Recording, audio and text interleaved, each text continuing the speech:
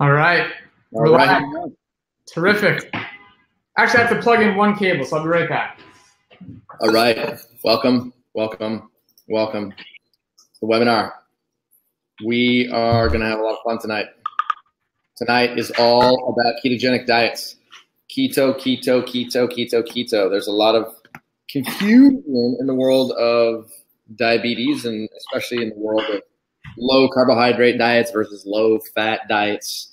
There's a lot of confusion. And so one of the things that we want to do is talk about not only low carbohydrate diets in general, but ketogenic diets in particular, because ketogenic diets are marketed as being all the rage. But in reality, there's a whole bunch of caveats, and we want to kind of inform you of exactly what those caveats are, because they're incredibly important to understand the actual biological effects of ketogenic diets. So we'll go into that in detail today for sure. Absolutely. And we'll cover this in the beginning of the presentation. But again, this is a very just respectful, presentation on the science and why we do what we do, what the science is behind it, and it's going to be really educational. So I just loaded a poll on your guys' screen here. So you should see this poll that basically says, what type of diabetes are you living with? The choices are type 1, type 1.5, pre-diabetes, type 2 diabetes, gestational diabetes, or you know what, I don't even have diabetes. I think we were texting with some people earlier today who were saying that they don't have diabetes. They're just kind of interested in the subject matter, and maybe they have a loved one with diabetes. So we always want to know exactly who's in the room. Absolutely. So also, do us a favor. Can you go into the chat box and type, if you can hear Robbie and myself, just type the word yes. That's all we want to see. You can see us, you can hear us. Just want to make sure that there's no technical glitches. Just write the word yes. If one of us is not coming in properly, either volume or video, then please write the word no. Okay, I'm seeing a lot of yeses. This is good. There we go, a lot of yeses. Good. I like it. I like it. Fantastic. It's good. All right, so the poll basically has 41% of you guys living with type 2, 20% of you with pre-diabetes, and then only a small number, only 5% of you living with type 1 diabetes, which is actually surprising to me because the ketogenic diet is actually pretty prevalent in the world of type 1. So I was actually expecting there to be a larger proportion of type 1 today, but it's always interesting to see this. And then get this, 30% of people don't even have diabetes. That's mind-boggling to me. That's actually really cool. So who knew? Who knew? This is really cool. All right, so far we have 182 of you live. There's a total of 800 people that have registered for this webinar. Last thing I want you guys to do before we get started here is just go to the chat box and tell us where are you living? Okay. We usually get a pretty international audience, so I would love to see, East Coast, West Coast, Central America, Europe, Australia. Probably not many Europeans. It's there in the middle of the night there. Yeah. There probably is some people that are dedicated. They really want to hear this info. I got North Carolina, Texas, Ontario, Canada, North Carolina, Washington, Texas, Maryland, North Carolina, Indiana, Oklahoma City, British Columbia. Yeah, Canada. Yeah, Canada. Maryland, British Columbia again. Man, outside of the U.S., Canada's winning. Oh, Portugal. Maria, welcome. I love it. Ah. Cool. All right, we got about 192 of you live so far. So what do you think? Should we get this party started? Yeah, let's do it.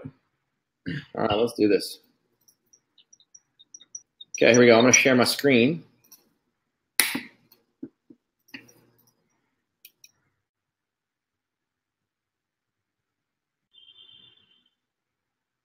Now?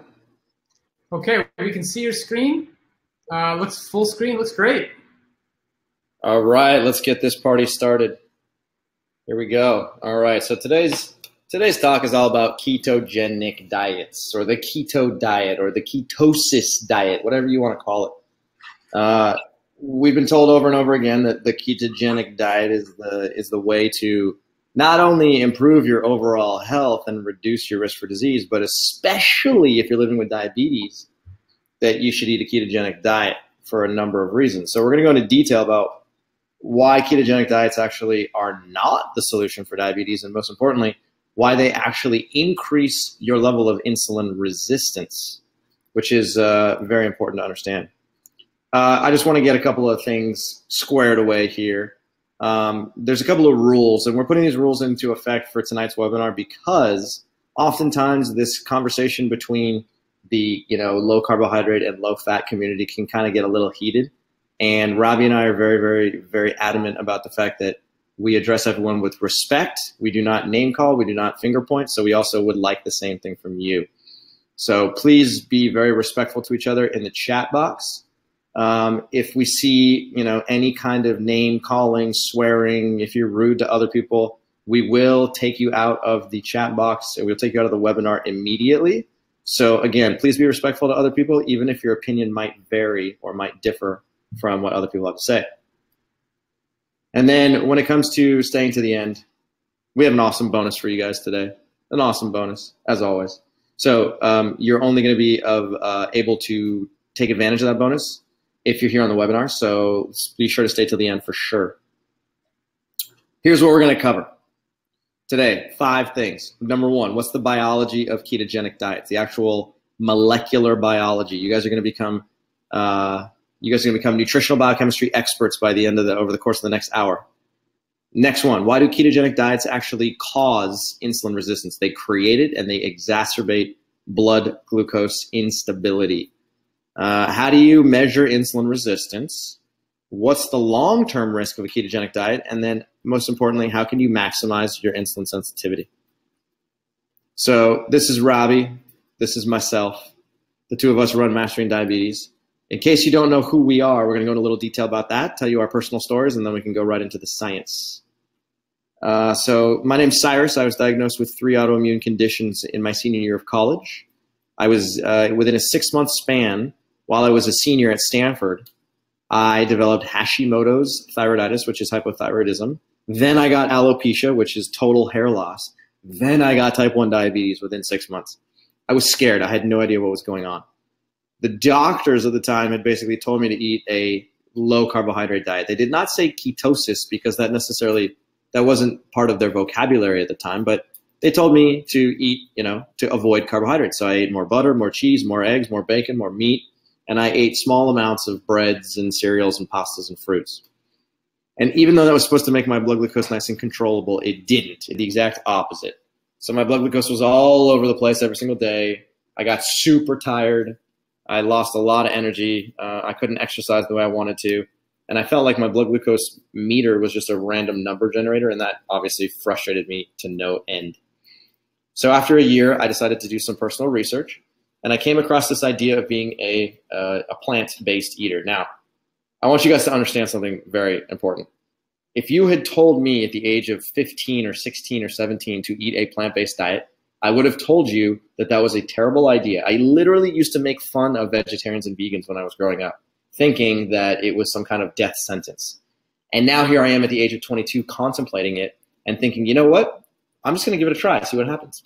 So I increased my carbohydrate intake from whole fruits and vegetables.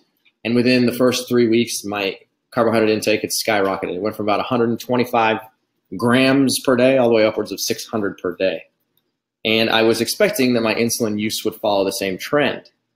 Now, my carbohydrate intake is shown in blue, and that went up significantly. And my fat intake is shown in red, and that went down significantly.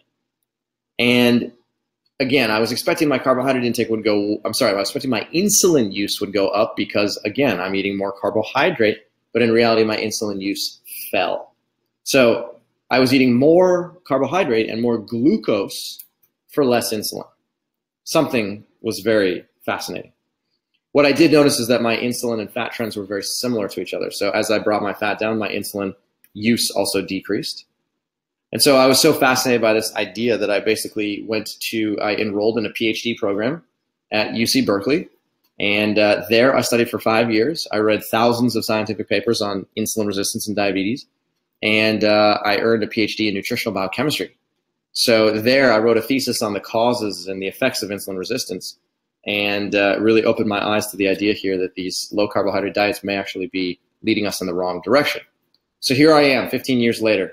I've cut my insulin use by more than 40%, and I've increased my carbohydrate intake from 100 to upwards of 900 grams on certain days. Not every day, but usually I'm eating between 700 and 900 grams per day. I inject about 25 units of insulin per day, and my A1C is between 5.4 and 5.7 every single time it gets checked. All right, my name is Robbie Barbero. Some people know me on social media as Mindful Diabetic Robbie, where I like to share what I'm eating, what I'm doing, how I'm managing diabetes. I really enjoy that. So I was diagnosed with type 1 diabetes when I was 12. So I'm 29 now, so I'm living for over 17 years. In the beginning, I was following a standard American diet, just ate just like everybody else. And I was on allergy medications throughout the year, so Claritin D, Nasonex, and still getting sick. I had terrible acne, and I suffered from plantar fasciitis. So I had to wear these big blue boots. They were terrible. And of course, I did research on the internet, came across the Western A. Price Foundation, and generally a low carbohydrate diet. I was told I have to limit my fruit intake because it's too high in sugar, and was basically consuming lots of grass-fed beef and raw milk as main calorie sources. So then I started doing some more Googling and learning. It didn't really go that well, and ended up coming across low carb but plant-based. So this time I was getting most of my calories from nuts, nut butters, olive oil. But again, I had to limit my fruit intake. My energy was low, and it was a pretty scary time. I was putting in a lot of effort trying to follow this program, not getting good results, and almost blacking out several times on campus. At this point, I was just really confused. So I went back to a naturopath that I had worked with in the past. And the naturopath suggested, okay, next plan of action could be to try chelation therapy. You know, maybe there's a lot of heavy metals and stuff causing problems for you. And I was considering it. It was going to be expensive. I would have to drive very far to make it happen. But I'm the type of person that was willing to do anything. And it was an option. But luckily, before I ended up deciding to do that, I came across a podcast. In this podcast, the expert was talking about eating fruits in abundance and essentially talking about a low-fat diet comprised of exclusively of plants, and I was blown away. I was super excited. I was like, you know what? I got to try this. So I signed up for 3 months of online coaching, and it was the best decision I've ever made. Absolutely has transformed my life and led to all kinds of other changes. But that single decision to follow a low-fat plant-based diet was the beginning of an amazing, amazing transformation. So now I get to eat all these fruits that I had been told I couldn't eat before. I'm learning about new fruits. I'd never had a persimmon before. That's what's on the screen here. Getting to enjoy mangoes in abundance. My insulin sensitivity is going through the roof. My energy came back, and my ability to predict my blood glucose, like what was going on, how do I manage type 1, it just was like clockwork, and it's been amazing ever since. So now it's 11 years later, and I love this lifestyle. I got a picture eating a bunch of figs right here. I literally ate that whole plate of figs and enjoyed every single one. Those are candy stripe figs. They're incredible. And my highest A1C in the past 11 years, eating nothing but fruits and vegetables, been 6.6. And I am active every day, heart attack proof, and just love life.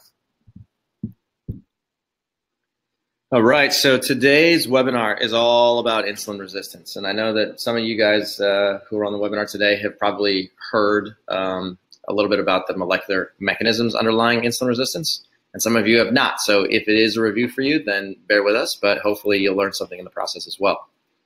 Most importantly, this is about not only what causes insulin resistance, but how you can actually create insulin sensitivity, or how you can reverse insulin resistance simply by changing the foods that are going into your mouth. Now, first things first, I want to start out by talking about what is considered the physiologically normal range of blood glucose in somebody who does not have diabetes. And this is very important to talk about at the beginning, because there's a lot of confusion about what's a good blood glucose value. Okay, so it turns out that if you do not have diabetes, your blood glucose ranges between 70 and 140 on a daily basis. And the reason that we know that this is the case is because there's actually peer-reviewed evidence that shows that blood glucose can vary as a result of eating meals, as a result of fasting, as a result of sleeping, as a result of exercising, you name it. So you can see here that non-diabetic individuals in one paper, their blood glucose fluctuates between 80 and 110 on a daily basis. Now, in another study, there's actually shown that blood glucose can go as high as 144, again, in non-diabetic individuals. And so it's really important to understand that, you know, controlling your blood glucose within a narrow range of, let's say, 80 to 90 on a daily basis is overly stringent and is actually not representative of what a normal physiological blood glucose range truly is. So when we go into the underlying biology of ketogenic diets, let's try and delve into detail here and see what's actually happening. So there are 3 tissues in your body which are glucose hogs. These are glucose sponges, and these are incredibly important tissues for understanding your diabetes health. So the first one's your liver on the left, the second one is your brain in the middle, and then finally your muscle on the right-hand side. Now, your liver is designed to store large amounts of glucose and small amounts of fatty acids. If you actually take a look at the way that liver cells are constructed and their ability to store a fuel called glycogen, glycogen is a stored form of glucose. And your liver actually has a very large glycogen storage capacity. And in comparison to the amount of fat that it can store, the amount of glucose is much larger. So that's why you see more blue and a little bit less yellow. Okay, so your liver can both store and oxidize fatty acids. Now, oxidize is just a fancy way of saying burn. Okay, so your liver is designed to basically store glucose and fatty acids in the amounts that are shown on the screen, and it can actually burn both of those fuels for energy. Your muscle does the exact same thing. Okay, your muscle is designed to store large amounts of glucose as glycogen and small amounts of fatty acids as triglyceride. So in the same way that your liver can both store and oxidize glucose, your muscle can both store and oxidize glucose and fatty acids together. Now, when it comes to your brain is a different beast altogether. Your brain is comprised of fat and cholesterol. So the actual infrastructure of your brain is predominantly cholesterol and fatty acids. But that being said, just because it is comprised of that, and that's what makes up the structure, does not mean that that's the actual fuel that it uses to run off. The fuel that your brain uses is called glucose.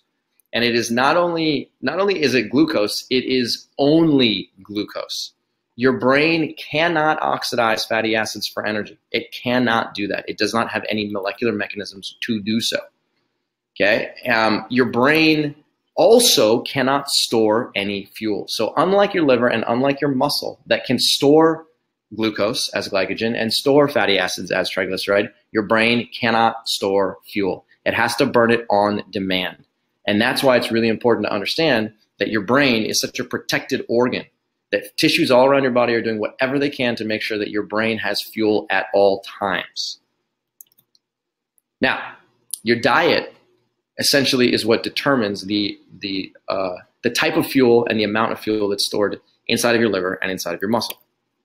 So if you're eating a diet that's rich in fruits and vegetables, that's rich in legumes, and it's rich in whole grains, what you will end up with is a distribution of fatty acids and glucose, as you see here. You'll see a lot of blue and a little bit of yellow. So again, a larger proportion of that fuel is going to be stored and burned as glucose, and a smaller proportion is going to be stored and burned as fatty acids because there's just more glucose available.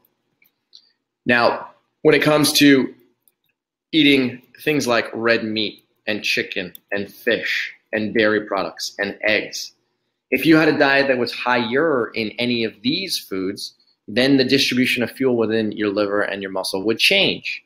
And that distribution now has more yellow and less blue. So these tissues are basically just responding to whatever's available in your diet.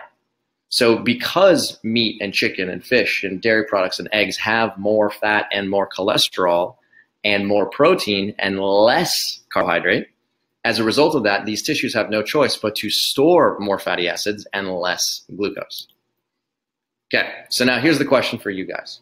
Okay, what causes insulin resistance?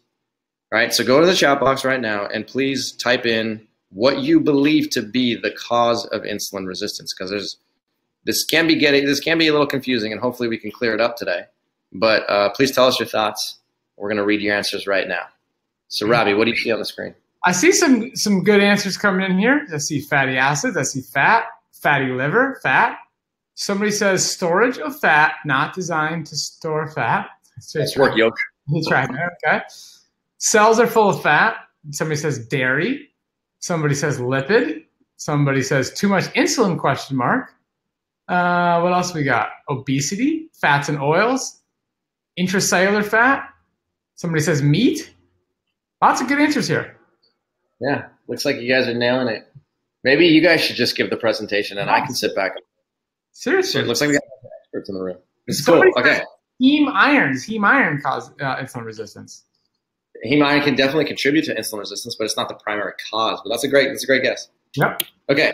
So a lot of you got it, and I think Yosh was the one that nailed it. The exact words that I use all the time. And if I tell people this, if you remember nothing from this webinar, absolutely nothing, just please remember this, that insulin resistance is caused by the storage of fat in tissues that are not designed to store fat. If you want to get a tattoo, please just tattoo that on your forehead, tattoo that on your arm. Maybe I'll do that later after this webinar. But insulin resistance is caused by the accumulation of fat, not in your fat tissue, but in your muscle and in your liver. Okay? So again, insulin resistance is a dysfunction of your muscle and liver. Now, here's how this works. On the left, we have your muscle. On the bottom left, we have your liver. On the right-hand side, you get your blood, and on the top right is your pancreas. So in a normal setting, glucose from the food that you consume circulates in your blood, and there's a small amount of insulin which is required in order to allow that glucose to get inside of tissues. So insulin is merely an escort. It's a signal. It basically knocks on the door of your liver and your muscle and says, hey, knock, knock, I have some glucose. Would you like to take it up? So when insulin can talk to your liver, glucose can get inside. When insulin can talk to your muscle, glucose can get inside. Okay? Now, this is what happens when you're consuming a low carbohydrate or ketogenic diet. As a result of eating more meat, more cheese, more fish, more foods that contain higher fat and higher protein content and less carbohydrate, you end up with more fatty acids in your blood. So there's simply more fatty acids that are inside of your blood. And as a result of that, those fatty acids can gain access to tissues relatively for free. Okay? It's not 100% for free, but they can get inside of your muscle and your liver and your adipose tissue very easily because the molecular mechanisms that allow them to get inside of these tissues is unregulated, meaning that when fatty acids appear in your blood, they can kind of just march their way right into these tissues. So over the course of time, your liver and your muscle end up accumulating more fatty acids. So now there's more yellow inside of your muscle and inside of your liver. So the reason why this is a problem is because insulin then goes to knock on the door of your muscle tissue and says, hey, knock, knock, I got some glucose. Would you like to take it up? And your muscle says, sorry, I can't hear you. I don't understand what you're saying. I don't speak that language anymore. And as a result of that, glucose can't get inside of the tissues. So glucose can't get inside of your muscle, can't get inside of your liver. And the net result of that is that glucose can accumulate in your blood if you consume carbohydrate-rich foods. Now, when you accumulate fat in your muscle and in your liver tissues, you decrease what's called your carbohydrate tolerance. And that literally means that the tolerance for carbohydrate in your muscle and in your liver goes down. Okay? And what that means is that you decrease the actual ability, the actual mechanism that allows glucose to get inside of those tissues. So you're decreasing your carbohydrate tolerance and you're decreasing your ability to get carbohydrate-rich foods into your mouth. So we go back to this picture right here. Fatty acids have accumulated inside of your liver and your muscle. Insulin doesn't seem to be working very well anymore. And now, if in this situation you decide that you're going to go eat a banana, or maybe you're going to eat a potato, or maybe some corn, as soon as you do that, boom, now you got more glucose floating in your blood. Because again, the carbohydrate broke down into glucose. So in this situation, in order to get that glucose into your muscle and liver, the only way to do it is to get more insulin involved. So that forces your pancreas to secrete more insulin. Or if you're living with type 1 diabetes, it forces you to have to inject a larger amount of insulin because, again, we're not going to be able to get the glucose inside of these tissues because there's too much fat already plugging the system up. So this is why people who are consuming ketogenic diets, they just do this. They just make sure that as long as the intake of fatty acids is high right here, then we just keep the intake of glucose low, and then that's all. The problem is that in this situation, you can end up with very good blood glucose readings simply because there's a very small amount of carbohydrate going into your mouth. But the second you eat something carbohydrate rich, that's when the problem starts. So if that's the problem, then the logical solution from the ketogenic world, okay, don't eat carbohydrate rich foods. Just don't do it. So insulin sensitive tissues look like this. There's a lot of blue and a little bit of yellow. Okay, again, a lot of glucose and a little bit of fatty acids. If you consume a ketogenic diet over the course of time, you end up with this situation. You got a lot of yellow and a little bit of blue. So now these tissues have become insulin resistant and they can no longer respond to insulin when it is present. So here's a perfect example of a woman who came to us because she was eating a ketogenic diet. She was diagnosed with type 1.5 diabetes at the age of 61, which is later than I had ever heard of any human being being diagnosed with type 1.5. So she comes to us, she says, hey guys, I've been eating a ketogenic diet. Something feels off. I can't control my blood glucose. I'm overweight. What am I supposed to do? So we teach Patricia how to reduce her total fat intake, how to eat more plants, and how to start moving her body. And within the first 8 months, she dropped 42 pounds. Her A1C dropped from 7.1 all the way down to 5.6, which is a non-diabetic A1C. Her carbohydrate intake increased significantly from 30 grams, which is ketogenic, all the way up to 500 grams per day. And her insulin use fell a little bit. So this is the power of eating more plants, is that you end up eating more carbohydrate, way more carbohydrate for either no change in insulin or a small decrease. So people in the ketogenic world always say things like this. You probably heard this before. Okay, they say, guys, my A1C, I just got it checked at the doctor. It's a 4.7. That's the best A1C I've ever had before. I have flatline blood glucose. My blood glucose does not budge. It doesn't matter what I eat. As long as I avoid carbohydrate-rich foods, my A1C stays low and my blood glucose is flat. Okay? Some people will say, oh my God, my blood glucose has never been lower. Literally never been lower. This is awesome. Now I can control my blood glucose for the first time ever. And people on the ketogenic diet, you'll see this on the internet all over the place, that they are attempting to keep their blood glucose between 80 and 90 all day long. That's 80 and 90 milligrams per deciliter.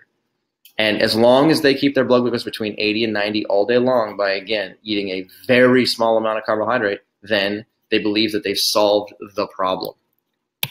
Okay? So this is the type of thing that you might see. If you're eating maybe a standard American diet or, a pseudo low carbohydrate diet on the top, you'll see this blood glucose pattern where your blood glucose is kind of all over the place. It's super high, and you can go up and it can go down, and you're on the roller coaster, similar to what was happening to me back in the day. Now you adopt a ketogenic diet, and now you're flatlined.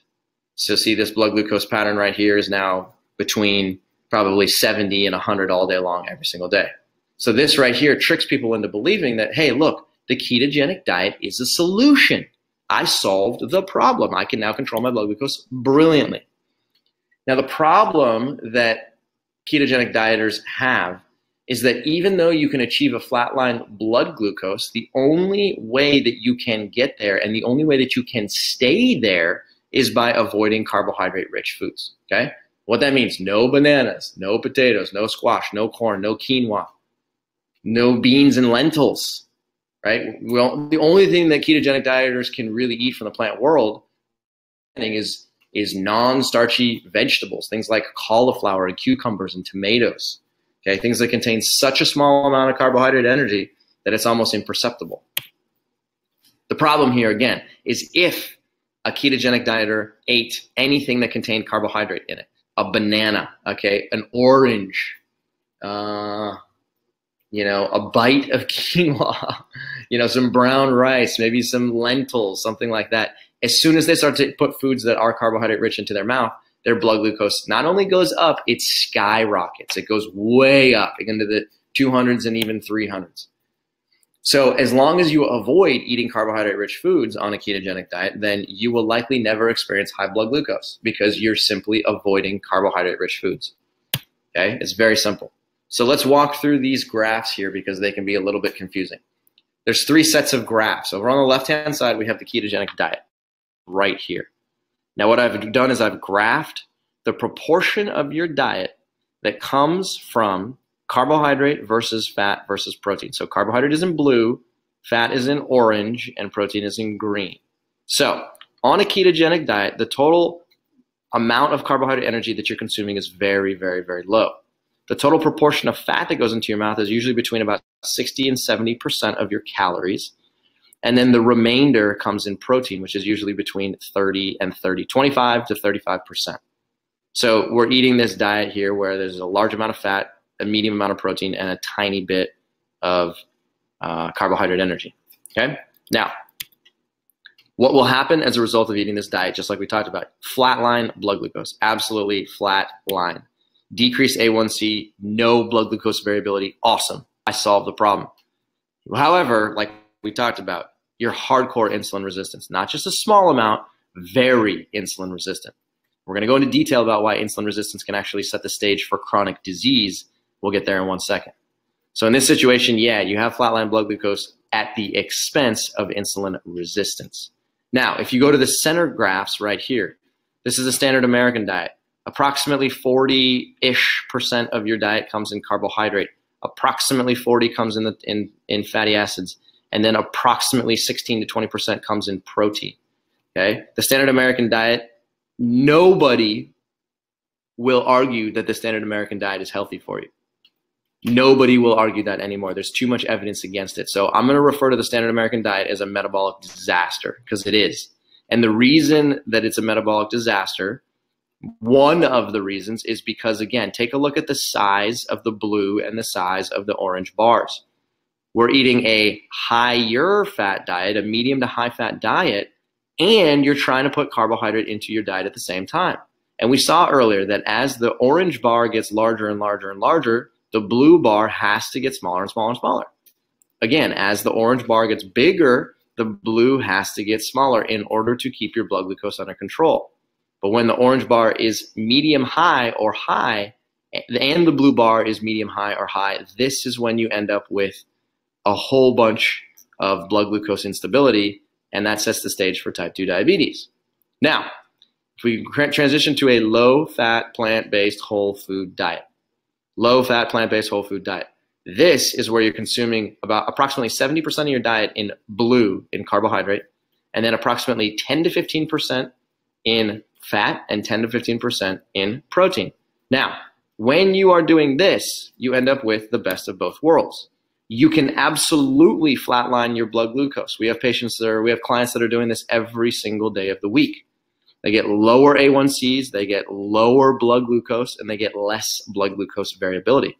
And on top of that, because the fat intake is low, this enables your carbohydrate tolerance to climb and climb and climb and climb and climb. And as a result of having a large blue and a small orange, this right here means that you are not only flatlining your blood glucose, but you are actually insulin sensitive. So this approach right here on the right-hand side is by far the most effective approach, not only for short-term results, but for long-term results, which we'll go into in a second. Okay? Now, you might be asking yourself a simple question. Well, all right, Cyrus, what's this whole thing about insulin sensitivity? Okay? How do you measure insulin sensitivity? How do you measure insulin resistance? What is it? Okay? Now, understand this. The only way that you can measure insulin resistance is to use what's called a carbohydrate challenge or a glucose challenge. And a challenge refers to a meal that contains carbohydrate-rich foods, right? Now, again, people who consume a ketogenic diet, they avoid carbohydrate-rich foods at all expenses. They avoid carbohydrate-rich foods because the minute they eat that, their blood glucose goes up. So as long as you're playing this game of just avoiding carbohydrate-rich foods and putting more fat and more protein-rich foods into your mouth, then you simply cannot measure your level of insulin resistance. It's not possible because you're missing an essential tool, the carbohydrate energy, which is going to enable you to determine how your tissues respond to that fuel, right? So when you go to the doctor and your doctor measures your fasting insulin level, you see this all the time in the world of ketogenic diets.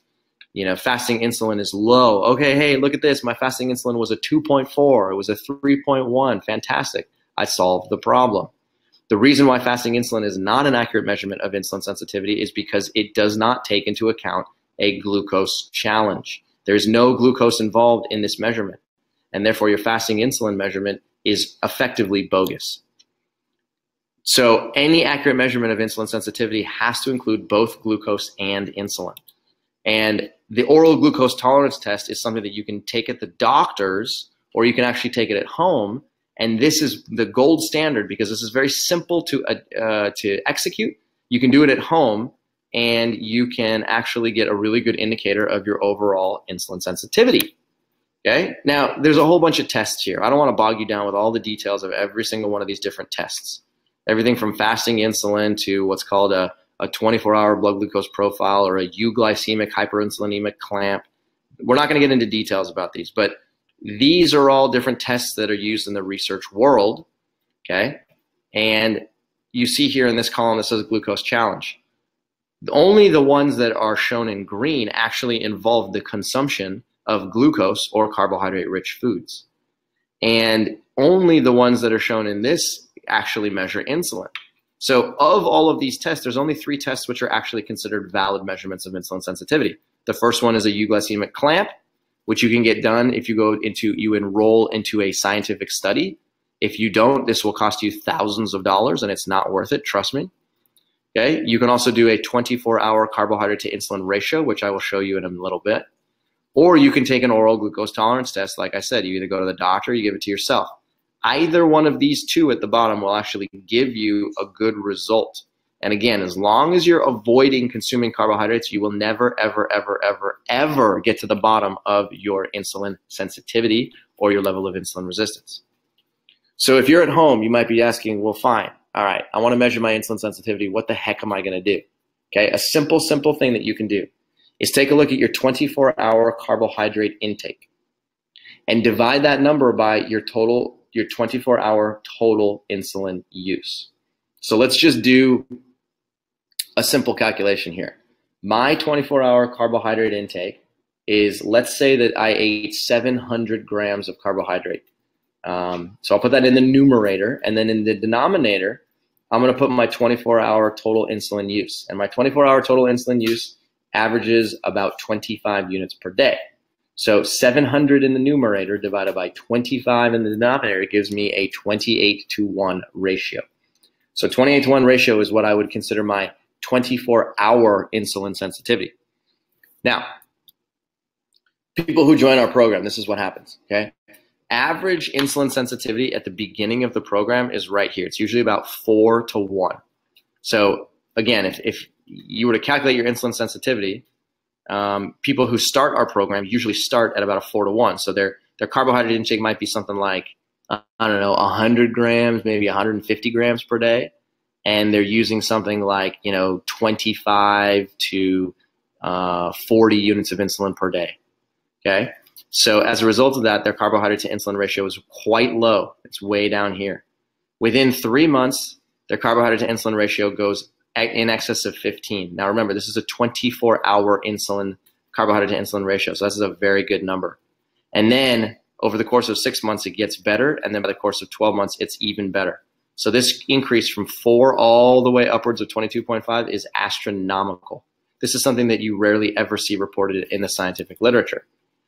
If you want to take a look at it as a bar graph, okay, after 3 months, people who eat low-fat, plant-based whole foods increase their insulin sensitivity by almost 500%. And then by the time you hit the 12-month marker, it's greater than 700% increase in insulin sensitivity. This is not a joke. This stuff is incredibly powerful. So here's a perfect example. Sharon, living with type 1, just like myself. She actually was going to UC Berkeley. She went to UC Berkeley right after me. She's living with type 1. Her A1C was 6.4, and she felt like no matter what she did, she just couldn't figure it out. Like, what was wrong? Why was my blood glucose not behaving? So I told her the biology, and I showed her how to eat a low-fat, plant-based whole food diet.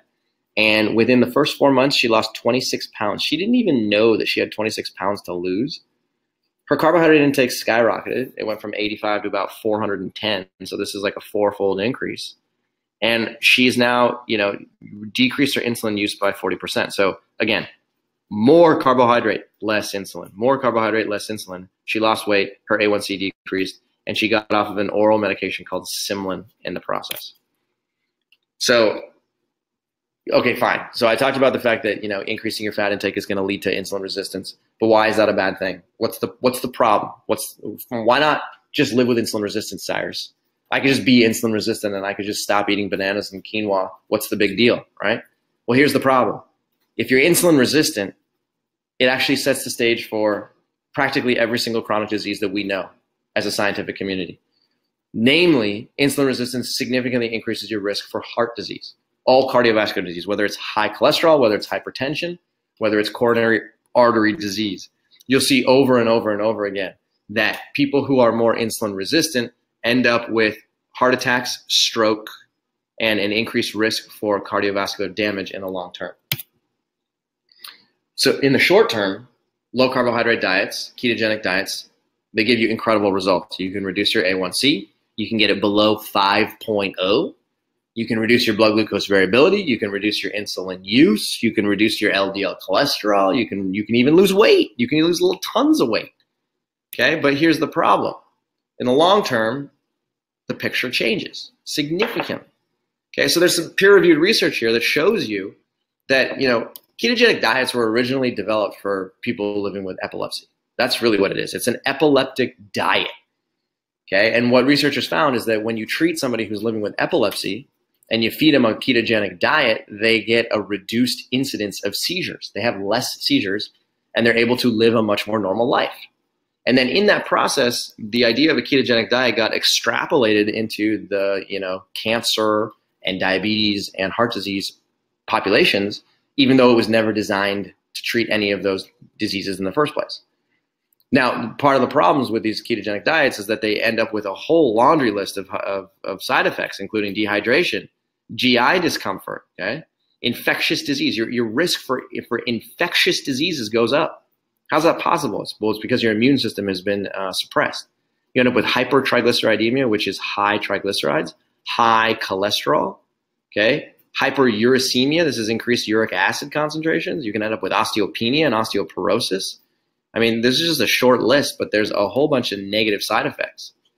Now, if you look at some of the other studies, you'll see that low carbohydrate diets actually significantly increase your risk for things like cardiovascular disease, ischemic heart disease, stroke, and peripheral arterial disease. So what this table is showing you here is that as you eat more protein, you start with a small amount of protein, then you increase and you increase and you increase and you increase. The more protein you consume, the higher your incidence of cardiovascular disease, the higher your incidence of ischemic heart disease, the higher your incidence of stroke, the higher your incidence of peripheral arterial disease. These are all very important considerations. And if you're consuming a ketogenic diet to flatline your blood glucose, but in the process you end up developing cardiovascular disease, now you have a much bigger problem. There's also some research that comes out of Harvard that shows that low carbohydrate diets, especially if they're based on animal sources, can increase what's called all-cause mortality. All-cause mortality is a super nerd way of talking about you're increasing your risk for premature death. Okay, so simply by eating a diet that is lower in carbohydrate based off of animal foods, you end up with a higher risk of dying early. That's a huge, huge problem. Okay, again, more observational studies, more meta-analyses. Here, they're doing a meta-analysis of 272,000 people. This is a very large number of people. The risk of all-cause mortality among those with high low carbohydrate scores, or those who are eating the least amount of carbohydrate, is elevated. Lower your carbohydrate, increase your risk for premature death. Thanks, but no thanks. I'm not in. So low carbohydrate diets actually cause a laundry list of problems. Okay, they increase your risk for heart disease, hypertension, high LDL cholesterols, hypertriglyceridemia. They increase your risk for atherosclerosis, which is the hardening of blood vessels that can then lead to a heart attack, and also lead to things like erectile dysfunction. Okay, they increase your risk for fatty liver. They increase your risk for cancer, for kidney failure, for high C-reactive proteins, which is a marker of total body inflammation. It can also lead to weight gain in the long term. So you lose weight in the short term, you gain weight in the long term, and then you end up with, a lot of people end up with low energy, drastically impaired digestion. I'm talking about conditions like gastroparesis and dysbiosis and ulcerative colitis. Like, these are all very, very gnarly conditions that can develop over the course of time. And a lot of people eating these low carbohydrate / ketogenic diets end up with intense food cravings that can kind of dominate their life. So the question here is, would you guys like to learn about the coaching program that we've developed? You know, we've done a lot of hard work in creating this program. We've actually helped now thousands of people lose weight, gain energy, and maximize their insulin sensitivity. So if you'd like to hear about the program that we have designed to counteract a lot of the problems that we just described, type yes in the chat box. Yeah, let's know. I know covered a lot of it. Make sure you're still with us and ready to hear about the program if you want to hear about it. So put yes in the box. I see a big yes coming in. All right. Cool. Oh, more yeses are flowing in here. Let's do it. Okay. So we have developed the world's first online coaching program that is specifically designed to reverse insulin resistance and maximize your insulin sensitivity. So I hope you guys saw in this presentation some of the nuanced knowledge that we're talking about here when it comes to insulin sensitivity, why it matters, and people aren't talking about this. So we're really proud to bring this information, this understanding, so people can really implement it in their lives. It's one thing to know it, it's another thing to implement it. So we developed this program, and you get to eat colorful, vibrant, delicious foods. You know, Dr. McDougall calls a lot of these foods comfort foods. You see on the screen, you got potatoes here, you have corn, you have tomatoes, there's fruits. Look at the mangoes in the lower left, the kiwis. I mean, these are vibrant, delicious foods. Low-fat, plant-based, whole food nutrition is really delicious. So we break it down into green light, yellow light, and red light foods. So it's really easy to understand what to eat to maximize your insulin sensitivity. In the green light category, you can essentially eat these foods in unlimited quantities because of their calorie density and because they're whole foods. So fruits, we're talking whole fruits like bananas, mangoes, pears, peaches, watermelons, all whole fruits, okay? Eat as much of those as you want. Non-starchy vegetables, that's like cauliflower, eggplant, zucchini, things like that, eat them in abundance. Starchy vegetables, yes. Starchy vegetables like potatoes, let's see, butternut squash, things like that, you can eat as much as you want. Beans, lentils, and peas, those are a big part of this program. Green leafy vegetables, intact whole grains. The key word there is intact. Those are eaten in abundance on this program. Herbs and spices. Again, that's stuff that makes the food taste amazing and flavorful. You can go to town on that stuff. Cyrus is famous for his spice overload, and you're welcome to join the community. All right, so the yellow light category. These are foods that are still part of the program. You can eat them, but it's not something you can eat in unlimited quantities. This is where a lot of people run into errors and mistakes, and they say, oh, I tried a low-fat plant-based diet, but they didn't really try the program that we're teaching here. So things like nuts, seeds, avocados, coconuts, olives, these are all whole foods. They're great. They're plant foods. They're delicious. They're nutritious, but you can't eat them in as much as you want, in just abundance. That's going to be too much fat. That's going to lead to insulin resistance, even though it's still plant foods. And then the pastas and breads. So for example, on the market, there's bean pastas these days, or there's brown rice pasta. And these are good. They're healthy, but they're processed. Okay, they're not an intact whole grain in its original form as nature provided. So we put them in the yellow light category to be eaten in a limited quantity. Same thing with breads. Whatever the bread is made out of, that's the thing you can have as much as you want of. So it's not an intact whole grain anymore once it's turned into a bread. This includes sprouted breads. All right, so then the red light category. these are foods that are completely off the program. We want to minimize or eliminate these as much as possible. So dairy products, eggs, red and white meat, fish and shellfish, and yes, oils of any kind. So olive oil is the most processed food on the planet. It is nothing but fat. They've taken out all the vitamins, all the minerals, all the antioxidants, all the carbohydrates, all the protein. You got nothing but fat. It's just pure processed. And it's the most calorie-dense food on the planet. And it causes insulin resistance, no question about it. So that's off the program. Refined sugars, everybody knows those aren't good.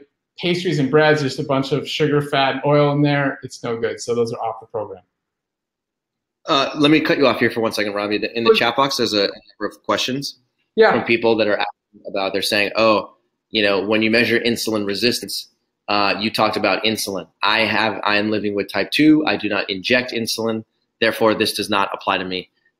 The answer is we're going to go into detail about that in the Q&A. So I apologize if I might have confused you. But if you're living with type 2 diabetes and you're confused about what I said earlier about because you're not injecting insulin, don't worry. I will clear it all up. This is absolutely applicable to you. In fact, it's more applicable to you than it is to anyone else. So just stay tuned.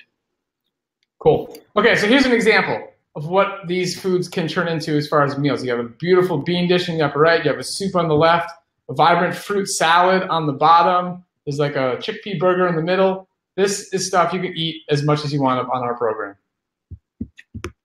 Here we go, more fruits. We are very fruit friendly. So probably the only diabetes coaching practice that's telling people you get to eat as much fruit as you want and holding your hand every step of the way through the process, teaching you how you can actually do that. Most people don't believe us, but we ask them to take the leap, and you truly can eat meals just like you see on the screen and actually watch your blood glucose numbers come down and your insulin sensitivity increase. Okay, so how does our coaching program work? We provide you 3 tools, and I'm going to go in depth on each one. So I'm just going to mention them here. The first thing is a step-by-step online course. The second tool we have is a private Facebook community with daily support and guidance, and then we do weekly or bi-weekly video conferences. So twice a month, we do a live Q&A where you get to ask your questions of us and our team, and we're there to answer them. So let's go into detail on each one of these. Okay, so the online course. We have put so much effort. This is years and years of work and development here. And of course, Cyrus getting his PhD. This is so thorough. It can be overwhelming sometimes, but that's why we thought it out very well, and it's designed in a step-by-step manner so you don't get overwhelmed. So here we have core module 1. You're just changing your breakfast. And trust us, you can just change your breakfast and start eating these foods and see improvements in your blood glucose. It's amazing. And then once you're ready, you move on to module 2. You start changing your lunch. And all along the way, you're learning more science, more tips, more details about the program. You're taking it one meal at a time as you're ready. Maybe you spend 2 weeks in module 1. That's okay. And then once you've changed your lunch, you're ready to go on to module 3, start changing dinner. You're cleaning out the pantry here. We have a pantry raid lesson. We have some details on nutrition fact labels. And it's very detailed, but again, you go through it at your own pace, step-by-step manner. Then core module 4, we get into intermittent fasting, which is super important for increasing insulin sensitivity. We walk you through that. We do group fasts in our group as a team. It's really fun. Okay, core module 5 here, we get into fitness. So fitness and nutrition are the 2 things that are going to improve your insulin sensitivity the most.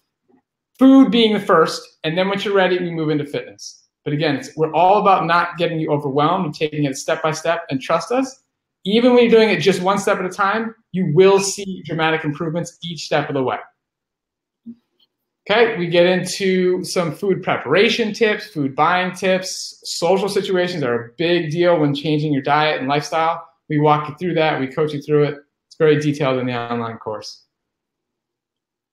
Okay, so the online course is amazing, but you're going to have questions. Everybody's going to have some questions. So we have a private Facebook community, and this is where it's a private group. That's the key word here. So when you're posting, your family doesn't see it, your friends don't see it, just me and Cyrus and our coaches and the other members see your posts, and we answer questions within 24 hours. Like Cyrus, we have on the screen there, like your new best friends, people going through the same thing you're going through, and you get to learn from them, you get to ask your questions, and our coaches will answer every question within 24 hours. Every day of the year, 365 days of the year, we are there with you every step of the way. So what type of things are people posting? Pictures of food. You learn recipe ideas. You see what in-season fruits other people are eating and get inspired to eat those. People are sharing their blood glucose measurements, good or bad. We're there to help you so we can figure it out and solve the problems. People are sharing decision trees. That's a huge part of our program. We'll teach you how to do that in the online course, why it's so effective. People are talking about medication reduction. So we're not medical doctors. We don't replace your physician. We work with your physician in conjunction, but you can learn from other people. So if you post, hey, I'm taking 2,000 milligrams of metformin. I'm taking a little bit of insulin. What should I expect? You'll see other members in the group share what they did, how they got off their medication, and you get inspired and you get some ideas on how it's going to play out. Doctor's appointments. We help you prepare for those. You can tell us what went on and how we can support what's going on. Maybe sometimes you find a new doctor. We talk you through all that stuff in the Facebook group. Traveling, if you are going out of town, you want help planning, we help you with that. Same thing if you're going to a restaurant, we can help you figure out what to order on the menu. And the last point here is super important. Troubleshooting difficult times. This is not your typical social media rainbows and unicorns. We want to hear from you whenever a challenge comes up or something is going on, we want to help you. So that's what the group is for. And honestly, those posts actually get the most interaction. People come out because they love to help. Everybody loves to help when they can. And if you're willing to be vulnerable and just honest and open and come in with just like, I'm willing to try this and just ask questions, you will get the support, 100%. Okay, so here's some examples of pictures you might see in the Facebook group. Here's somebody with a delicious, that bowl is making me hungry on the left right there. And you can see their blood glucose after that meal, terrific. People posting how they lost 9 pounds right away, seeing better numbers than they've seen in the past. It's really a lot of positive stuff going on right here. And success is contagious. So when you see post after post of this working, people applying it and doing it, it starts to rub off on you and you get motivated. Like, I want to get those results too. It's so funny. I was looking this morning and seeing a post where one of the members was posting his fasting blood glucose, and another member wrote, I just wake up each morning, can't wait to see what your number is. She was just so motivated by it. It's amazing. So success is contagious. You can see post after post after post. It's great.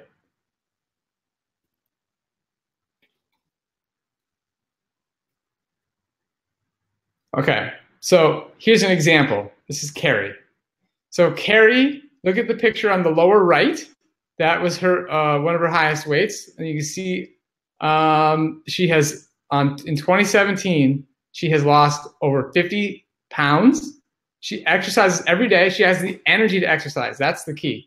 And her A1C has gone into a non-diabetic range. So this is eating a low-fat, plant-based whole food diet. So like Cyrus was covering earlier, yeah, you can do the keto diet. You can get a 4.7 A1C and a fat-line blood glucose. But you can also do the same thing on this program without having your added risks of heart disease and erectile dysfunction and cancers and all that stuff. So here's just a great example of somebody completely reversing their diabetes, eating these delicious foods that we were showing you. All right, so the third tool we have is these monthly live group calls. So they happen twice a month, the first and third Sunday of every month. We have one coming up this Sunday. And we get on these calls, and we use this software called Zoom. So you get to see us, and we can see you, and we answer questions until all the questions have been answered. And so, yes, if you should be able to get any basic question answered within 24 hours on the Facebook group. But sometimes you want a more thorough answer. You want to go back and forth with me and Cyrus or one of our other coaches. And that's what these are for. So we can cover all kinds of various topics, whether it's food cravings, whether it's medication reduction, whether it's exercising. So what are the best things to do before, during, and after exercise? Whether it's talking to family and friends. We love doing role play and sharing our experience, and other members share their experience. So it's a really, really, really fun calls. We love those. It's really great.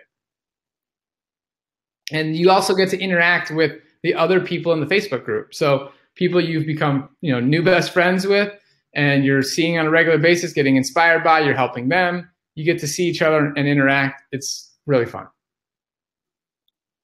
Okay, so So now you know all about the program, all the stuff we have here. Like you asking yourself, how much is this going to cost me? All right, so let's get into that. The online course with all the lessons, and we're still adding new ones, it's still growing, is valued at $1,200. Private Facebook group where you're going to get an answer from me or Cyrus or one of our coaches within 24 hours every single day of the year is valued at $1,000. All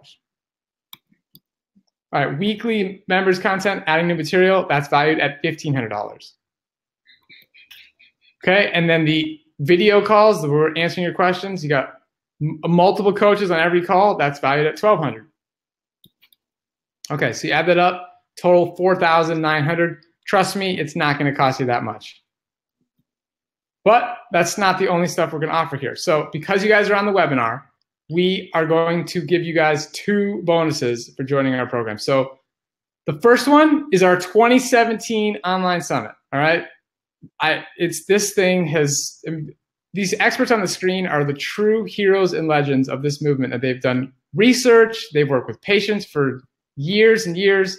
It's amazing. So there's over 30 hours of interviews in this 2017 summit, and you get to keep the files for life. So you get to put them on your computer, the videos, the MP3s, listen to them anywhere, anytime.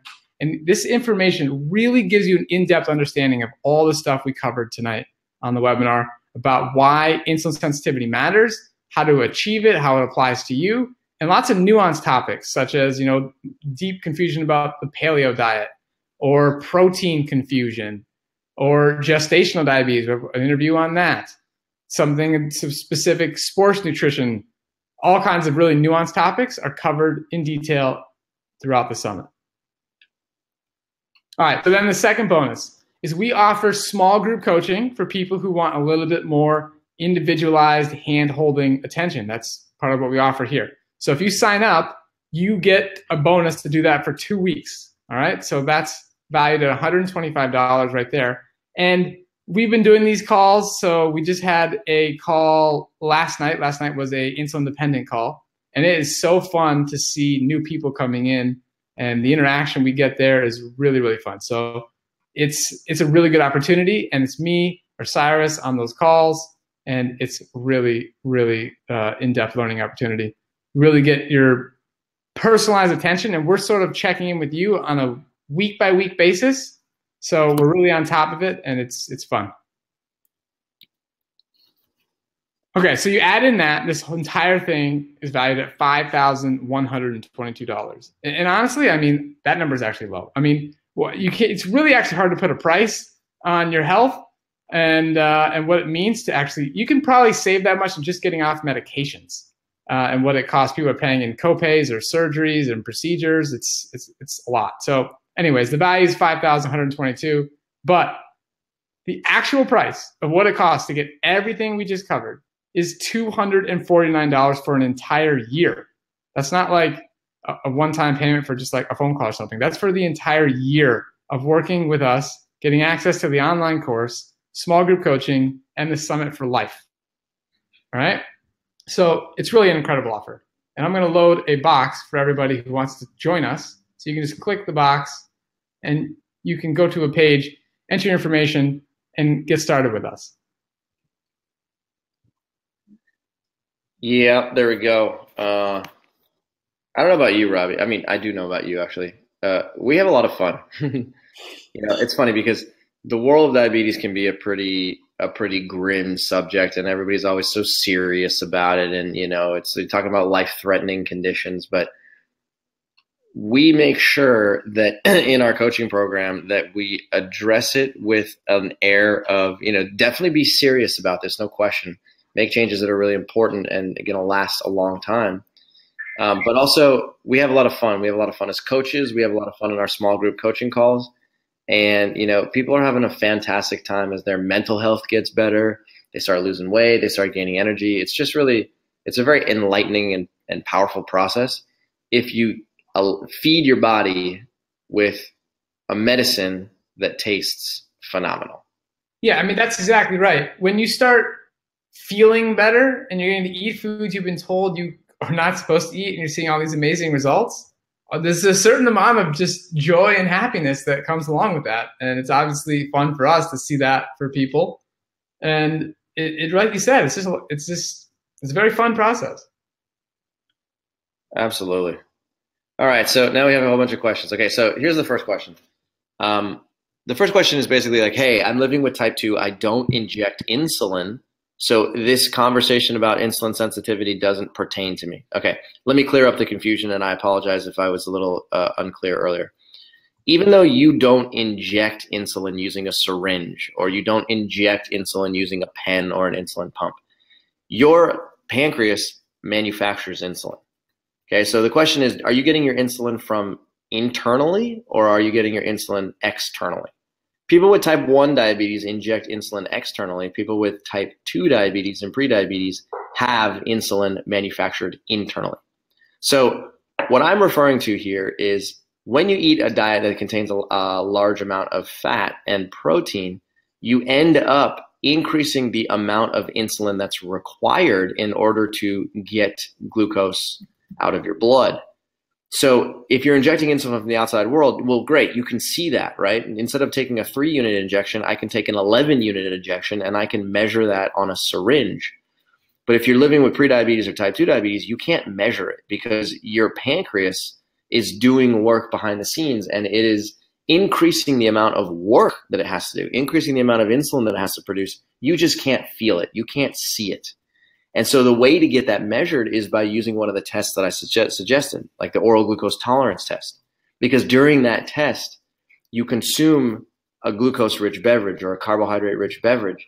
And as a result of that, over the course of the next 1, 2, 3 hours, the doctors are measuring your blood glucose and your insulin level inside of your blood.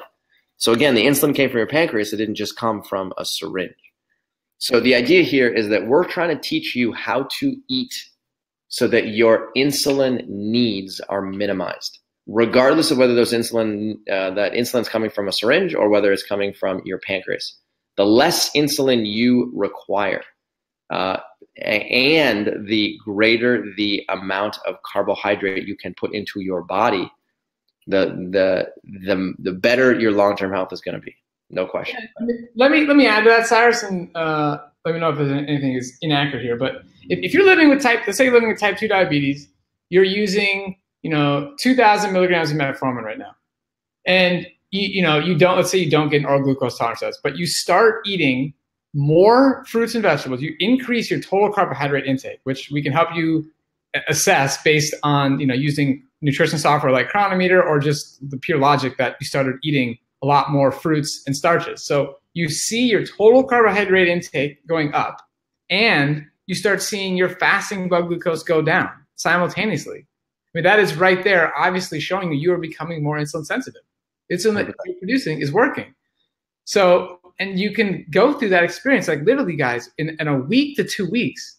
I'm telling you, you come into our program, you communicate with us, you work with us, you will see that improvement, and you will objectively know, like no questions asked, you are more insulin sensitive, and then you will start to need to reduce the medication. And it's just point blank, you're improving your insulin sensitivity. Absolutely. So here's a question from Jasdeep. The question is, I've heard that insulin can increase the fat uptake into cells. So a lot of people limit, some people advocate limiting insulin altogether because it increases fat storage. So here's the deal. Insulin, its actual biological role in your body it has probably, if I list them on a piece of paper, I could think of like 150 roles that insulin plays in your body. But they're not all equal, okay? The most important role that insulin plays in your body is to get glucose out of your blood. That's it. It will take glucose and it will put it into your muscle. It will take glucose and put it into your liver. And a small amount of insulin will take glucose and actually shuttle glucose into your brain, okay? That being said, insulin also helps amino acids get into your muscle and liver. Insulin also helps fatty acids get out of your blood and into your muscle and liver. So it's a true statement that insulin absolutely does cause the exodus or the the exit of glucose and protein and, I'm sorry, glucose and amino acids and fatty acids from your blood. But that being said, the reason why this is such an effective approach is because what the research shows over and over again, and what the basic biology shows you, is that what we're trying to do is allow insulin to do what it's designed to do. Okay, insulin is designed to transition or to suck glucose out of your blood and put that into tissues. So let's make insulin great again. Let's make insulin powerful. That's what we want to do. Okay, the way that you make insulin powerful is you got to suck excess fatty acids out of tissues. And as soon as you do that, then small amounts of insulin can actually do what it's designed to do, which is throw glucose in the tissues. Okay, does that mean that insulin is going to cause fat storage? Yes, in much, much smaller amounts than it would for glucose, in fractional amounts than it would for glucose. Okay, so let insulin do its job and watch as glucose gets out of your blood and into tissues. You start to feel more energy and your blood glucose drops quickly.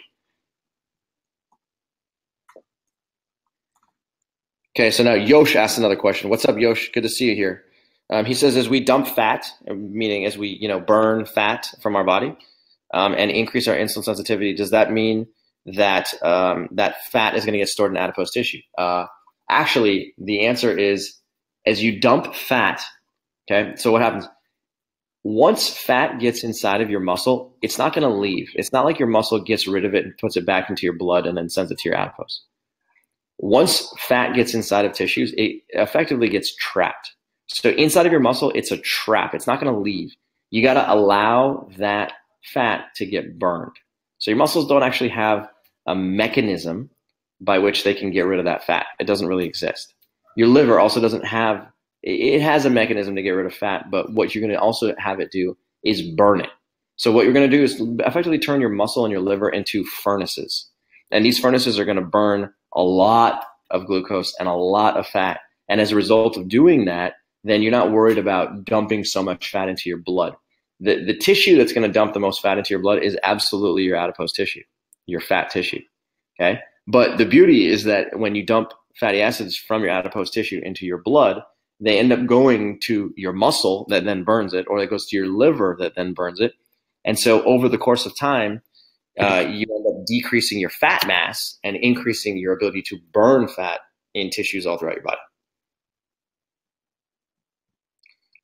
Deepika says, the keto people claim that carbohydrates are essential for humans, are not essential for humans.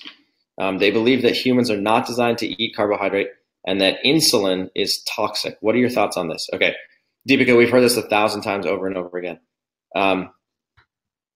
This is a pure violation of biology, period. Human biology, mammalian biology shows you, if you study it and you really understand it, insulin is not your enemy. Insulin has never been your enemy. Insulin will never be your enemy. You secrete insulin. Your coworkers secrete insulin. Your non-diabetic friends secrete insulin. Raccoons secrete insulin. Monkeys secrete insulin. Goats secrete insulin. There's just no question about it. Insulin is a required biological hormone that's conserved in all mammals. And animals that lose their ability to manufacture insulin, they die. They die immediately.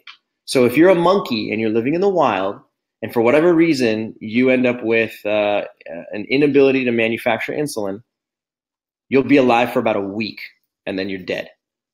And the reason for that is because insulin is not only useful at allowing glucose to get out of your blood, but it's required for thousands of chemical reactions, thousands of metabolic reactions inside of your body. So number one, for somebody to tell you that insulin is the enemy is a fabrication of the truth. Excess insulin is the enemy. There's no question about that. Okay, your physiological normal amount of insulin, we can actually calculate like a rough metric for what that number is. So let's just say, for someone like me, my physiological normal amount of insulin is approximately 25 grams or 25 units per day. If I'm eating a diet that increases my need for insulin and my insulin use goes up to 35 or 40 or 45 or 60, that's a problem. It's the excess, okay?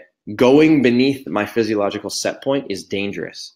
Staying at your physiological set point is exactly what's going to lead to long-term reduction in your chronic disease risk.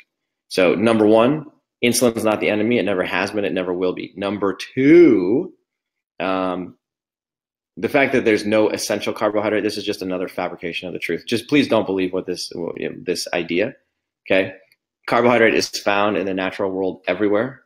It's found in fruits, vegetables, legumes, small amounts of nuts and seeds, and in whole grains. And your brain is designed to run off of glucose. That's it. 99.99999% of your life, your brain runs off of glucose. If you don't feed your body carbohydrate, then glucose is not as abundant. When glucose is not as abundant, your liver has to manufacture these ketone bodies.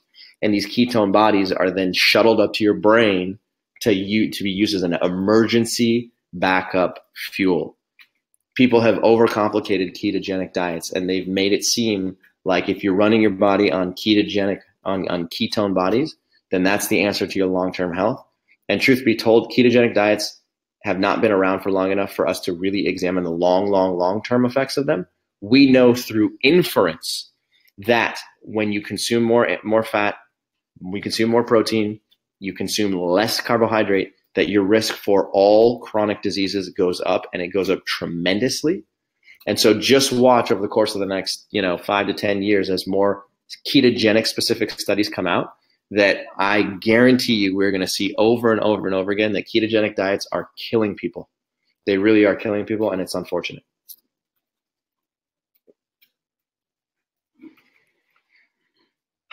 Okay.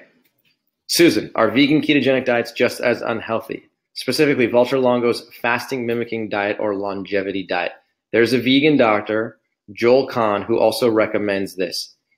Is that any type of fat, or is it harmful, or mostly animal fat? Okay, so Susan, to my knowledge, Joel Kahn does not recommend a high-fat diet by any stretch of the imagination. Correct me if I'm wrong on that one, Robbie, but Joel Kahn is low-fat, plant-based whole food, correct? Okay, so Joel Kahn is definitely low-fat, plant-based whole food. And Walter Longo, his diet, when you're not on the fasting mimicking diet, which if for most people, he tells them to do it a couple times a year, like 2, 3, 4 times a year. So Walter Longo is not recommending a necessarily ketogenic diet, just to be clear. Yes. Good. He's not also saying, a super low-fat diet either, but he's definitely not saying ketogenic. But Joel Kahn is definitely low-fat. Absolutely. I mean, we just interviewed Joel Kahn last week about his thoughts on diabetes, and he sings the exact same message that we do. So the question is, if you're eating a ketogenic diet, but it's vegan, does that mean that it's good or bad? Okay, here's the deal. We saw earlier that those large meta-analysis showed that when you're consuming a higher fat diet, especially if it comes from animal-based products, that your risk for all-cause mortality goes up. This is a true statement. When you consume a higher fat diet and the foods that you're consuming are strictly plant-based, okay, your risk for all-cause mortality does not go up. So it actually comes down, which is counterintuitive, because you would say, well, wait a minute, Cyrus, you told me that it's fatty acids that are causing, that are increasing your risk for all-cause mortality.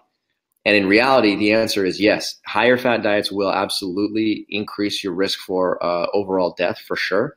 But when you're consuming animal-based foods, your risk for death goes much, much, much higher. Okay. So that being said, if you're consuming a low carbohydrate or high fat vegan diet, you're still going to become very insulin resistant. It doesn't matter whether it's coming from animal-based products or whether it's coming from plant-based products. Even large amounts of unsaturated fatty acids are going to trigger insulin resistance, and you're going to end up with a very difficult time controlling your blood glucose and a very difficult time losing weight, and your energy levels are likely to go down. So I would say the gold standard is low-fat, plant-based whole foods. The bronze standard would be, high-fat, plant-based whole foods. And then the worst of all of them would be the ketogenic / low-carbohydrate diet.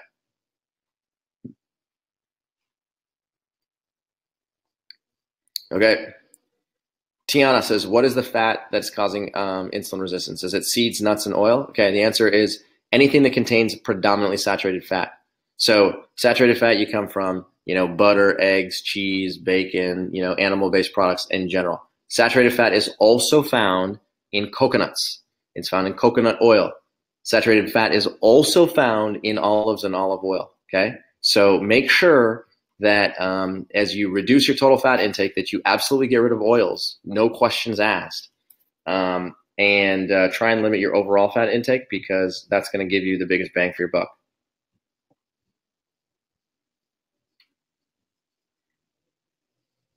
Okay. Here's another question. Diane, how does one transition to low-fat plant-based if you are insulin resistant? So that because if you do that, isn't your level of insulin resistance right now going to cause your blood glucose to skyrocket? So the answer is yes and not yes. So Diane, this is a brilliant question because logic would tell you, okay, you're living with insulin resistance. You got a lot of accumulated fatty acids in your muscle and in your liver. So if I told you to just start eating a low-fat plant-based whole food diet right now, well, doesn't that mean that your blood glucose is going to spike over the next, week to 2 weeks to month? And the answer is it can. It certainly can, but most of the time it doesn't.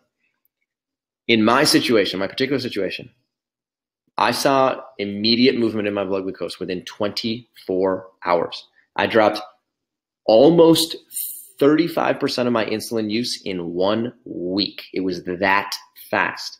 A lot of people that come into our coaching program, they see that their blood glucose comes down and their A1C values start to come down immediately within 3 days, 4 days, 5 days, 7 days. There's no question about it. And those living with type 1 diabetes see even faster movement. So, there are some people who do find that if they're living with a lot of insulin resistance, that they start to eat a banana and then boom, now they have a high blood glucose.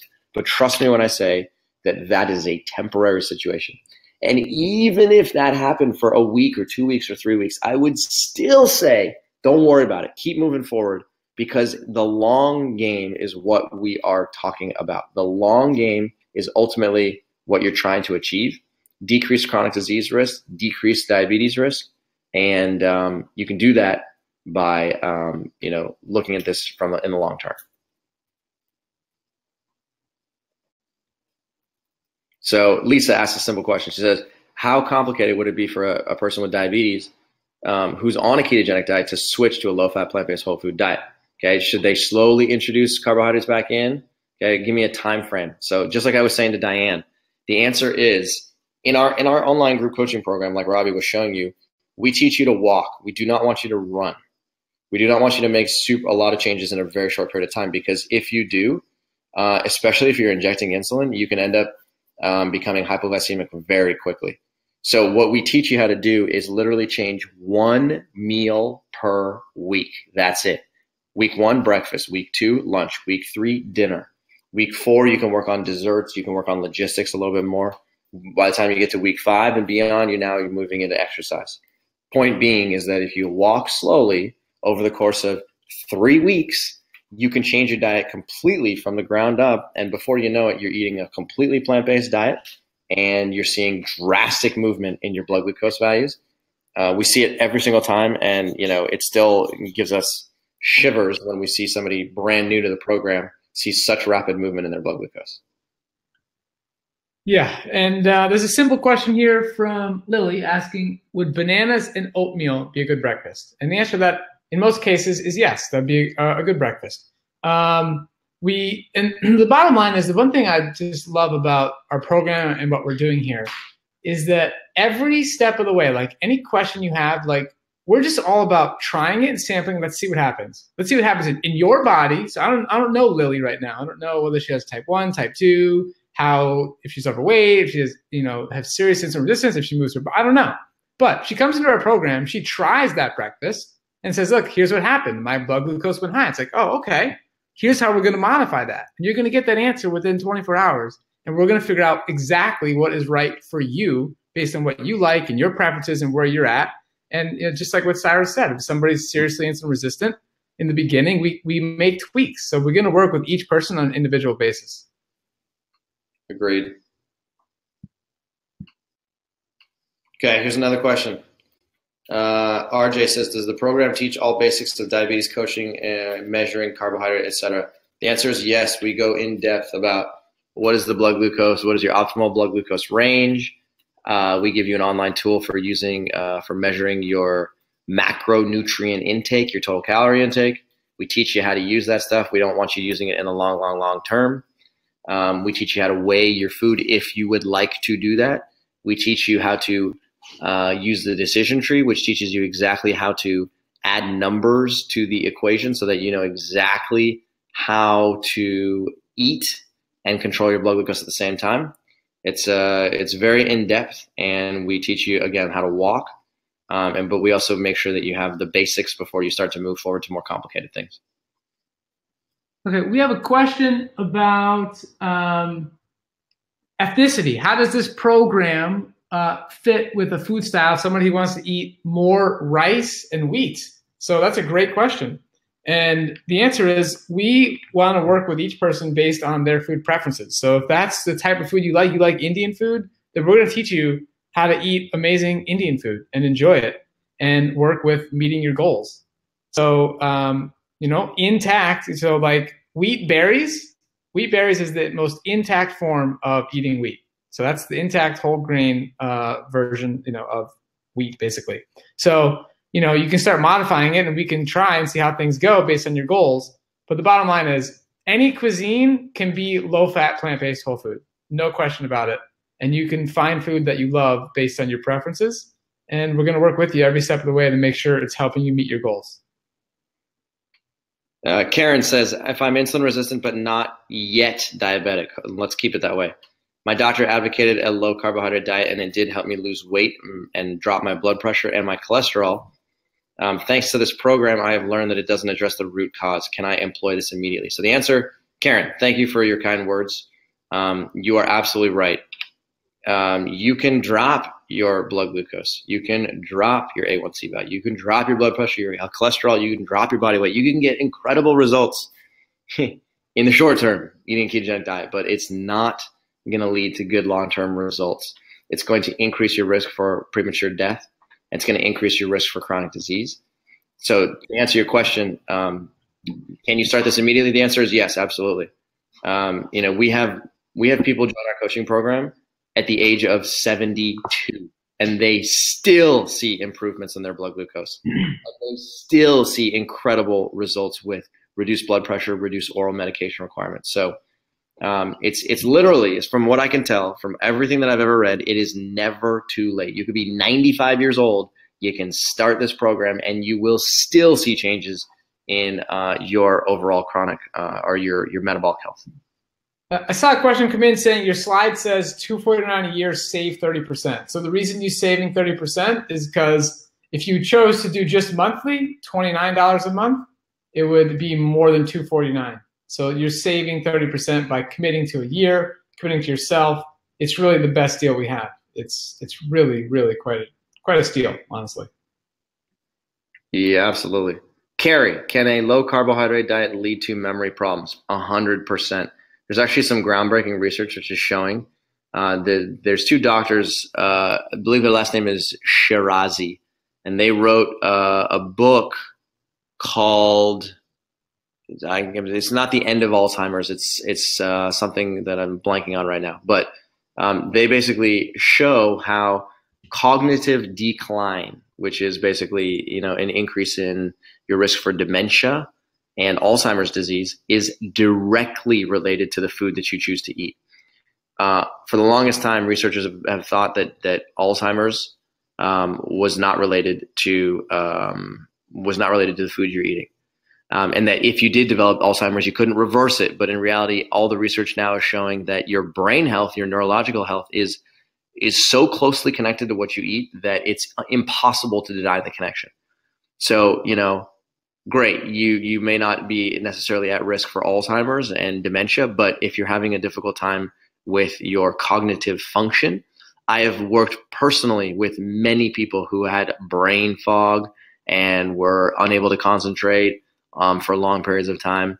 They transitioned over eating to a low-fat, plant-based whole food diet, and within weeks, they were saying, oh my God, I can literally think clearer.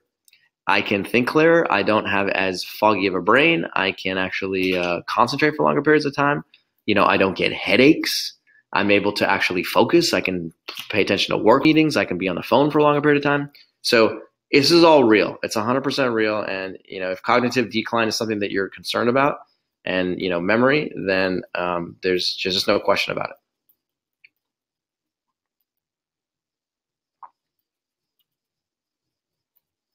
Okay. All right. Here's another question. How do you measure insulin resistance / sensitivity when you're not on insulin, but on something like metformin? Nicole asked this, Julia asked this, John asked this, Gina asked this. Fantastic question. So how do you measure insulin resistance when you're dealing with something like metformin? Here's how. You can directly measure it by going to your doctor and getting a oral glucose tolerance test, and they can actually determine what is happening with your insulin and blood glucose as a result of drinking a really nasty beverage, okay? Or what you can do is you can adopt a low-fat, plant-based, whole food diet, and you can watch as your fasting blood glucose goes down and your post-meal blood glucose goes down. And as soon as these blood glucose values come down, you get them down from an elevated status into a lower status, and then at that point, when they are sub 100, and they are consistently sub 100, then we recommend going to your doctor and asking your doctor to back off on your medication and have you actually decrease the amount of medication that you need. So your body doesn't require metformin. It's not looking for metformin. Metformin is simply a Band-Aid that's helping your blood glucose stay within the normal range. And we're having you apply an actual solution to the problem. And as soon as you apply a solution, then the need for the Band-Aid goes away. So your blood glucose drops, and now your need for metformin goes down, and then boom, all of a sudden you have less blood glucose, eating more carbohydrate, and then that's the answer.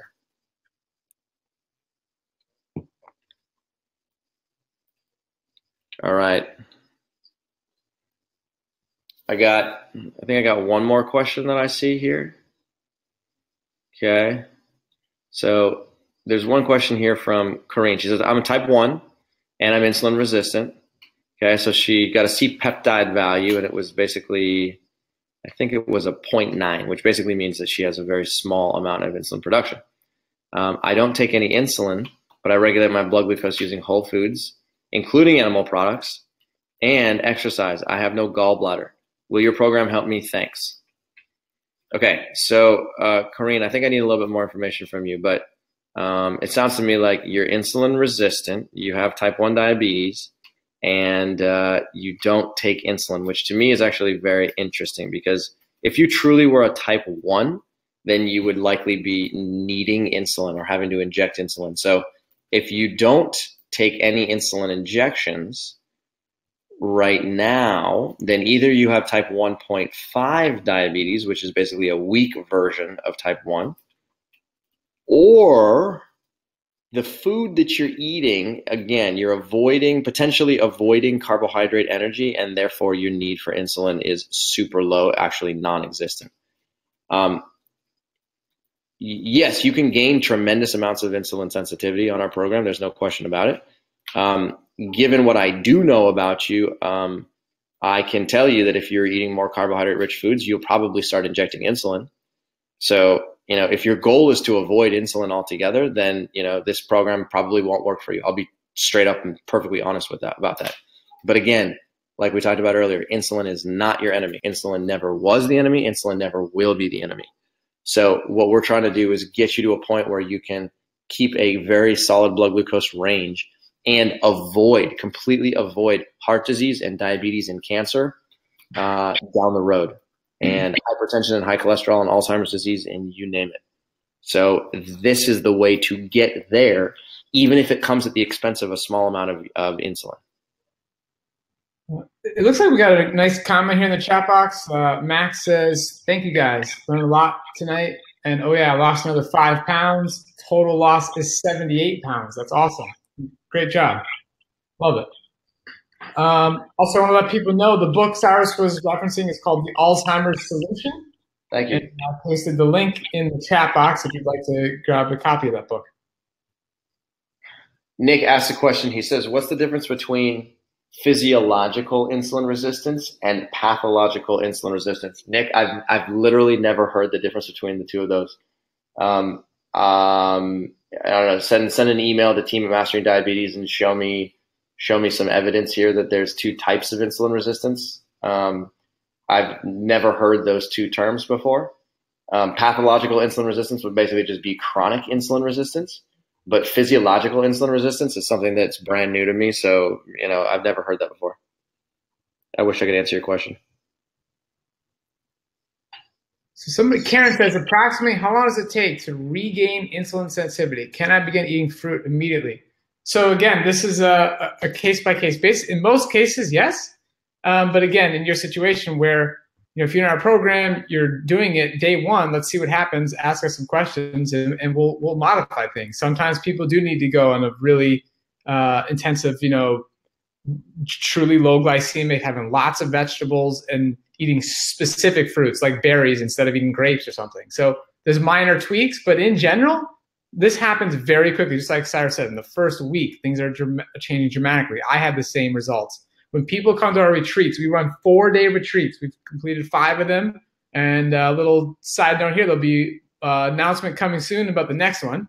But people come to a 4-day retreat, and in 4 days, every single person sees an improvement in insulin sensitivity. And again, for those living with type 2 that were not using insulin, they came to our retreat, whatever amount of medication they were using either went down, or if it stayed the same in a few cases, their carbohydrate intake doubled, tripled, quadrupled, and they're using the exact same amount of medication, seeing lower blood glucose. That's an automatic improvement in insulin sensitivity. So it happens quickly. And that was just in 4 days. That's when we fed them all the food, they changed everything. So there's a lot of factors, but we'd love to work with you on it. Yep. Okay. So Lisa writes a question here. She says, I'm disappointed. 60% of your audience tonight was type 2 or pre-diabetic. I've yet to hear you share any in-depth information about how your diet affects your lab work in type 2 diabetes over the first weeks and months. I'm also disappointed that my positive results and lab work on the ketogenic diet were not shown, nor represented. I'm also concerned about how you're representing the ketogenic diet. Most of us do not eat a high-protein diet. All right. Thank you for your comment, Lisa. I totally appreciate this. Let me clear up some of the confusion here. So we did address the fact that when you eat a ketogenic diet, you can decrease your fasting blood glucose, you can decrease your fasting insulin, you can decrease your blood glucose variability, you can decrease your blood pressure, you can reduce your LDL cholesterol, and you can reduce your A1C. All of those. So those are all specific blood markers that you will likely see improve in the short term. There's no question about it. That happens over and over and over again in the ketogenic world. And again, those improvements make you believe that the ketogenic diet is a good solution. Now, over the course of time, the picture turns around, usually after somewhere around the 3 to 6 month marker. Okay, so you said you haven't accurately reflected my results, and I would love to learn your results because I obviously don't know that much about you, and I would love to learn what has happened to you on a ketogenic diet. Now, you said, I'm also concerned that you're not representing the ketogenic diet well because most of us do not eat a high protein diet. That is not a true statement, and I don't mean to be rude, but a high protein diet is anything greater than 15% of your diet in protein. I will state that one more time. A high protein diet is anything greater than 15% of your total calories in protein. If you're consuming more than 15%, then you are technically eating a high protein diet. When you're consuming a ketogenic diet, most people consume between 25 and 35% of their total calories in protein. And that right there is de facto high protein. There's no question about it, right? Some people in the ketogenic world say, oh, well, I'm not eating a high protein diet because their definition of what's high protein is different.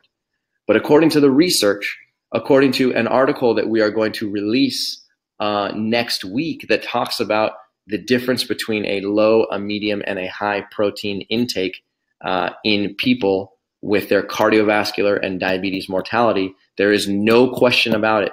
Anything over than 15% of total calories in your diet coming from protein is high protein and leads to an increased risk for all-cause mortality. So I want to be very open and very clear about that, because the ketogenic diet is a high-protein diet. And I'd like to add to that. So, you can absolutely find people who, case studies on various websites, and some of the leaders, some of the people that write these books, where they're following a ketogenic diet and their blood work is good, maybe 2, 3, 5 years down the road. And that's great. And that's fine. And if that resonates with you and you want to do that, like, go right ahead. But all the position we're just like hammering home here is that if you want optimal insulin sensitivity, there's only one way to achieve that. That's low-fat, plant-based whole food nutrition. And there's no specific,